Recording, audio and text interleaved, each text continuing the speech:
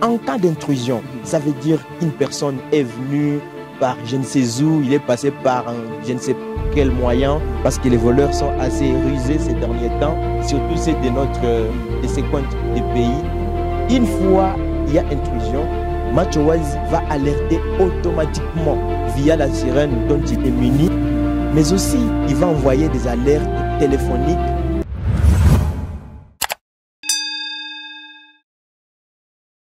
Je vous retrouve, mesdames et messieurs, sur Kivu Morning Post pour parler technologie. C'est vrai que dans Club d'entrepreneurs, on a eu le temps de parler de l'agronomie, on a eu le temps de parler des celles cultures des champignons, mais on n'a jamais osé de dire qu'est-ce qui se passe au Kivu sur le plan technologique. Quelles sont ces innovations que les jeunes d'Ikivu sont en train de mettre en place pour changer la vie, pour changer le quotidien des habitants ici. Aujourd'hui, nous allons visiter Vitatech, Vijana Tai Technology. C'est une initiative portée par des jeunes et qui apporte déjà une grande solution à tout ce que vous connaissez comme problème majeur dans la partie est de la République démocratique du Congo, spécialement dans la ville de Goma. La question sécuritaire est prépondérante et les gens se posent des questions. Quelle est la solution appropriée? Pour en parler, nous allons recevoir les DG de Vitatech, qui n'est autre que Albéric Bahizi, qui sera notre invité. Avec lui, on va découvrir plusieurs initiatives. Mais avant de le recevoir sur ce plateau, mesdames, messieurs, ça sera juste une occasion pour vous. Pourquoi ne pas vous abonner sur la chaîne Kivu Morning Post et de laisser un commentaire? Et je l'ai dit, mesdames et messieurs, nous allons recevoir le DG. Ici, à Goma, on les appelle les CEO de Vitatech, qui est cette grande entreprise qui apporte des innovations dans la ville de Goma. Albéric Bahizi, bonjour. Bonjour. C'est la première fois peut-être pour nos téléspectateurs de vous retrouver sur Kivu Morning Post et ceux-là qui sont peut-être au Mozambique ou au Soudan qui aimeraient avoir une idée sur vous. Qui est Albéric Bahizi? Je suis Albéric Bahizi, comme vous l'avez dit. Je suis entrepreneur et fondateur de Vitatech. Je suis quelqu'un de très passionné de la technologie et une personne qui croit au changement technologique de notre pays. Donc, je suis l'un de ces jeunes qui pensent que la transformation technologique du pays repose sur la jeunesse. Alors, Albéric, récemment, il y a quand même des professeurs d'université qui ont attiré l'attention des décideurs politiques en République démocratique du Congo sur les niveaux bas de fréquentation des étudiants dans des facultés très aux sciences. Vous, personnellement, qu'est-ce que vous avez motivé à porter votre attention sur les nouvelles technologies? La première des choses, c'était d'abord remarquer la vie que nous vivons, les problèmes qui nous entourent, et j'essayais un peu de comparer cela avec ce qui se fait ailleurs. Je me suis rendu compte que la technologie est en train de faire les choses merveilleuses. Et pendant que nous sommes en train de vivre une terreur, une insécurité sans pareil, et moi je me suis dit, pourquoi ne pas faire parler aussi la technologie? Pourquoi ne pas faire intervenir la technologie dans la résolution des problèmes qui nous entourent? En fait, c'était ça. Et ça m'a poussé à faire quoi? À apprendre. Parce que moi, je me suis dit, je ne me suis pas limité à dire que je n'avais pas les compétences requises. Je me suis dit que je peux voir comment faire pour essayer un peu d'apporter ma modeste contribution à mon pays. Aujourd'hui, nous allons aborder ces gros projets, hein, en tout cas qui a surpris tout le monde et qui est très apprécié par les habitants de Goma. C'est cette initiative que vous appelez MatchOise. Pourquoi MatchOise? MatchOise. En fait, tout le monde, quand il entend parler de ce nom, d'abord, on l'a choisi parce que ça revient de notre langue, la langue nationale. Et pour ceux qui ne parlent pas Swahili, ils vont comprendre avec moi que MatchOise signifie les yeux ouverts. Donc, MatchOise, c'est une alarme automatique que nous avons réussi à mettre en place, bien sûr avec une équipe d'élite qui est derrière moi, et dans le but de contribuer à la lutte contre l'insécurité dans notre région, surtout à la forme qui s'appelle les intrusions, beaucoup de gens connaissent. Certains appellent ça 40 voleurs, 40 voleurs comme les gens veulent. Ouais. Alors, c'était ça notre modeste contribution pour lutter contre ces fléaux. Alors, parce que nous, on sait, un dispositif pareil, c'est quand même trop coûteux, parce que s'il faut comparer à ces produits qui viennent pendant des Émirats arabes unis, de la Chine, est-ce que Machoasi, c'est pour toutes les bourses aujourd'hui? Au fait, moi je pensais que avant même de parler de ces prix, qui est un aspect très important, on devrait d'abord aborder la manière dont ça fonctionne. Parce que c'est ce qui va c'est ce qui va déterminer. Ouais, même la valeur. Voilà, la valeur. Au fait, Machoasi, c'est une alarme intelligente qui est installée à un lieu qu'on désire sécuriser. Ça peut être une maison, ça peut être une banque, ça peut être un dépôt, un entrepôt où on peut installer ça. Une fois activé, et quand on l'active, il y a deux façons de l'activer. On peut soit utiliser les téléphones, smartphones ou pas, on peut soit utiliser un bouton dont il est directement muni. En cas d'intrusion, ça veut dire qu'une personne est venue par je ne sais où, il est passé par je ne sais quel moyen, parce que les voleurs sont assez rusés ces derniers temps, surtout ceux de ces coins de pays. Une fois il y a intrusion, Machoasi va alerter automatiquement via la sirène dont il est muni, mais aussi il va envoyer des alertes téléphoniques aux clients, ça veut dire les propriétaires du lieu. Ça va également envoyer des alertes téléphoniques à la base Vitatech et bientôt à la police. Donc c'est un peu comme ça que ça marche. Et quand on a essayé un peu de comparer le prix, parce que c'est la question qui m'a été posée. On sait initiative, mais quand même, on doit savoir le coût. Voilà. On a essayé un peu de voir, parce que les banques, il y a beaucoup de sociétés de gardiennage qui ont des solutions un peu similaires aux nôtres. Mais je vous informe que leurs solutions coûtent extrêmement cher, raison pour laquelle vous ne voyez pas les gens utiliser ça. Et leurs solutions ont aussi un souci. Parce que ce ne sont pas des solutions adaptées au contexte que nous vivons. Ça, c'est un aspect. Et là, nous, on a réfléchi comment créer quelque chose qui, à la fois, répond aux besoins disponibles sur le marché. Ça veut dire qui résout les problèmes auxquels font face nos consommateurs, mais aussi qui va être au prix adapté aux consommateurs. Parce que nous sommes en face de nous, il y a une population qui a un pouvoir d'achat relativement faible. Alors, raison pour laquelle Machoasi est disponible à un prix à partir de 120 $. Vous pouvez déjà avoir votre kit installé chez vous. Et de quoi est constitué, par exemple, ce kit? Un kit Machoasi de 120 $ est constitué d'un capteur, un capteur haute technologie. Il est constitué d'une sirène. Il est constitué d'une boîte centrale qui est d'ailleurs l'intelligence de toute l'alarme, de tous les accessoires d'installation, mais également d'une installation gratuite. Donc, à partir de 120 $, vous avez ce kit.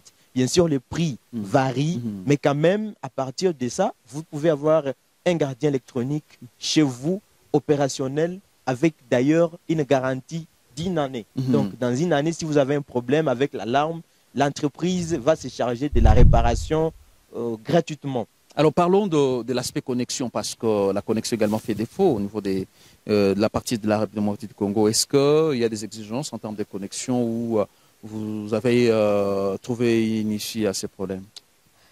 Exactement, on y avait pensé avant, parce que nous nous sommes dit quelle est cette solution technologique que nous allons apporter qui ne va pas demander à nos clients une connexion Internet, parce que pratiquement on n'en a pas. Il y a plus de 70% de la population qui n'a pas accès à une connexion Internet.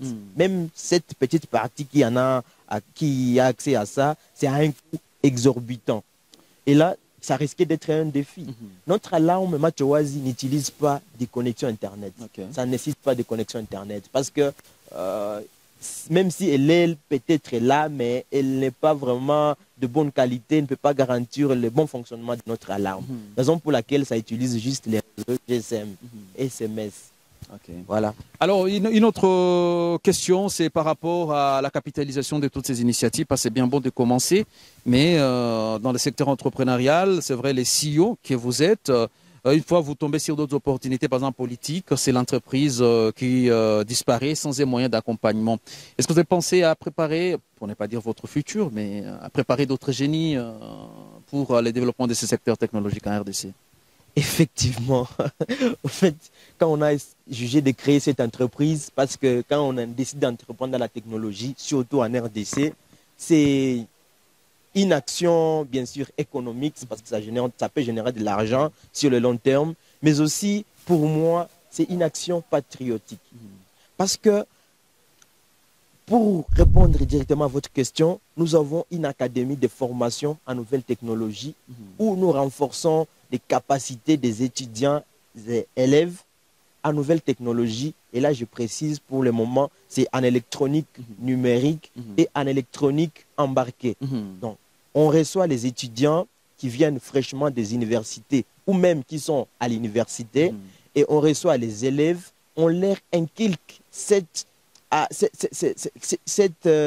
on leur donne la formation en nouvelles technologies pour qu'ils puissent être aussi capables de mettre en place d'autres solutions qui vont résoudre les problèmes auxquels fait face notre communauté. Alors, c'est ça la raison d'exister de notre académie. Et là, aujourd'hui, nous sommes en partenariat avec l'Université adventiste de Goma, l'IAGO, qui a cru à notre vision et qui s'est dit qu'ils aussi ont besoin de produire des jeunes avec des compétences actualisées, des compétences qui vont directement être utiles à la communauté. Raison pour laquelle nous y sommes. Abordons Échiton parce que 2023 est en train de prendre fin. 2024 s'annonce, des défis, bien sûr, des réalisations, oui, et de projections possibles. Est-ce que Vitatech, après Machoasi, estime que le rêve est accompli et qu'il faut s'arrêter par là? Pas jusque-là, parce qu'on ne peut pas s'arrêter par là. Parce que d'un côté, avec l'alarme que nous avons, c'est une alarme qui nous exige, qui nous demande l'innovation continue. Parce qu'aujourd'hui, la technologie est en train d'évoluer vraiment à pas de géant. Et je me rappelle même de mon coach qui m'avait dit qu'il faut innover plus, innover toujours et innover rapidement. Ouais. Bon, je ne l'ai pas dit comme exactement lui. Il a l'habitude de le dire, mais c'est un peu ça. Nous sommes d'abord en train d'innover toujours sur notre projet Machoasi. Et dans le même domaine de la sécurité, nous sommes en train de concevoir, soit de vouloir mettre en place un système de clôture électrique automatique. Ça veut dire ça va être une clôture électrique intelligente qui va être... ça peut même renforcer les fils barbelés que nous avons l'habitude de mettre au-dessus de nos clôtures. Ça peut renforcer... voilà, au-dessus même des grillages. Cette clôture, il sera installée et va directement repousser les tentatives de débordement. Ça veut dire quelqu'un qui vient, qui tente de monter, une fois touché, il y aura directement une haute tension qui va repousser la personne et la neutraliser pour empêcher définitivement les vols dans notre région. Donc ça va venir pour renforcer les projets Machoasi. Alors, parce que là, c'est une question que je ne vais pas poser, hein, étant donné que Goma a connu quand même une coupure d'énergie assez intéressante pendant quelques jours. Si par exemple un tel problème a arrivé, est-ce que... Bon, c'est vrai, on est déjà dans le futur, quoi. Ouais. Est-ce que cette clôture apporterait une solution ou a des spécificités en termes de la gestion d'énergie? Ouais. En fait, cette clôture sera dotée d'un système solaire complet, équipé d'une batterie. Donc, pour être bref, le kit, la clôture... Bon, surtout qu'on ne doit pas tout épuiser aujourd'hui. Voilà. Pour être bref, le kit aura un système solaire qui va lui rendre totalement autonome. Même s'il y a coupure d'électricité pendant une année, ça va fonctionner, ça va marcher sans problème. Très chers téléspectateurs, je suis très heureux parce que vous savez, déjà voir les CEO de Vitatech. Pendant toutes ces minutes, ça n'a pas été facile. Déjà, il est trop sollicité, il est derrière beaucoup de projets, beaucoup d'initiatives, beaucoup de clients. Et tout ça, le fait de l'avoir ici, c'est vraiment un moment de respect et de considération pour nous et pour vous. Alors, monsieur le DG, je ne sais pas, est-ce que vous avez un petit message à adresser à tous les téléspectateurs qui nous suivent maintenant? Bon, pour tous qui nous suivent, que ce soit des clients, surtout d'abord les clients, nous sommes dans une ville insécurisée. Nous avons la solution pour vous, pour lutter contre les vols chez vous. C'est tout un gardien électronique que nous vous offrons. Alors, faites confiance à la technologie parce que déjà des grandes institutions, des grandes entreprises utilisent ça et ils sont en train de vivre une expérience exceptionnelle. Ça, c'est pour nos clients. Oui. Et pour les jeunes, je demande aux jeunes de s'approprier le développement de notre pays, de ce pays qui est le nôtre.